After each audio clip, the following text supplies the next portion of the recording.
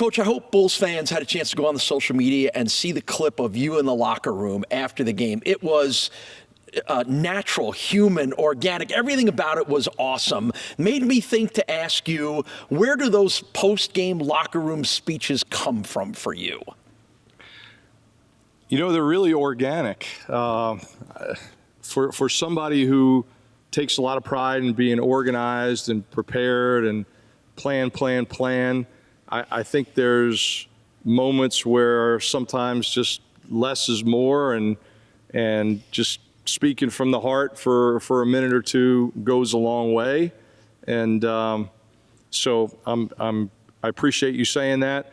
You know, this is been a great group to work with, and you know, very proud of what they've done so far. The work's not done, but you know, it's an easy group to feel good about. The highlight of that speech for me was when you were praising all the players who had great games, and you kind of looked at Shaun Dolac and you called him one frickin' dude.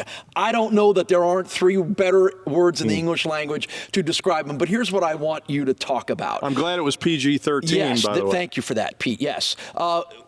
As a coach, when you have one frickin' dude like Shaun Dolac on your team, how much can that mean something to everyone on your team?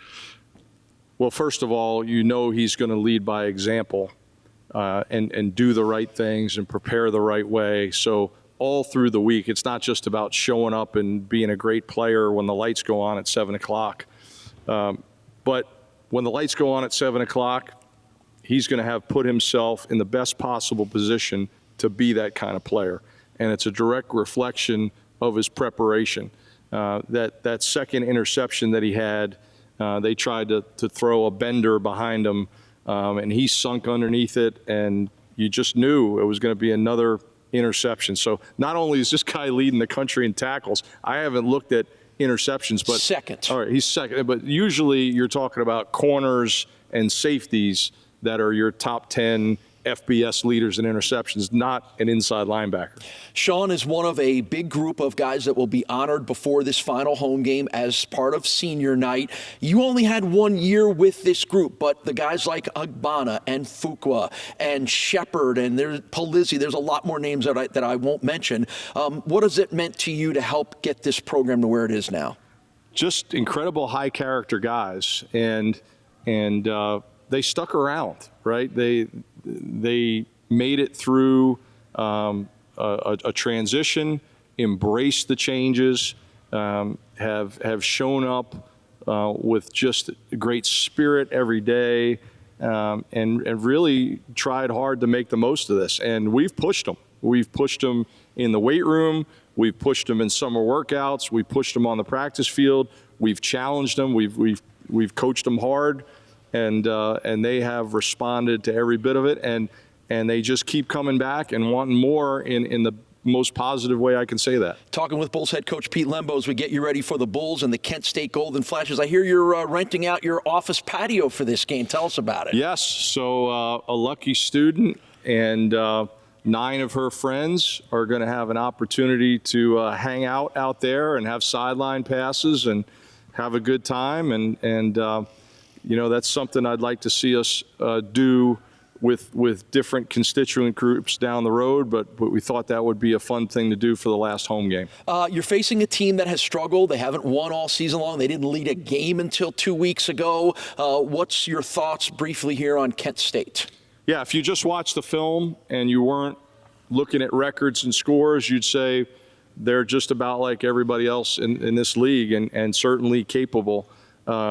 They present some real matchup challenges for us on both sides of the ball. They've got 2 outstanding receivers, and we're still working hard to solidify our pass defense. They've got some outstanding defensive ends that are equally good run stoppers, but dangerous pass rushers.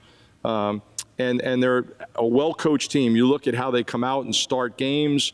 They've moved the ball down the field and scored early in games, which is a direct reflection of very good coaching and preparation. And quite frankly, they got beat up back in September with a really tough out-of-conference schedule. And so they're just starting to kind of get their footing and play more cohesively, and they've certainly been competitive here in recent weeks. All right, we wrap it up. It's Learning with Lembo time. Some notable alums from Kent State in the entertainment world, in the music world, in the athletic world. Michael Keaton, the actor, is a Kent State grad. The band Devo, from part of your core group of 80s memories.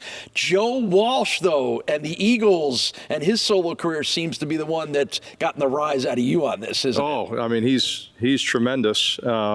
And you nailed it. Did some great solo stuff, but when he joined the Eagles, really took them to the next level. And coming out of the pandemic, a buddy of mine, a high school buddy of mine, and I flew out to Las Vegas, where another close high school friend lives, and we went to see the Eagles. I think it was one of their first shows post-pandemic, and those guys, are still getting it done.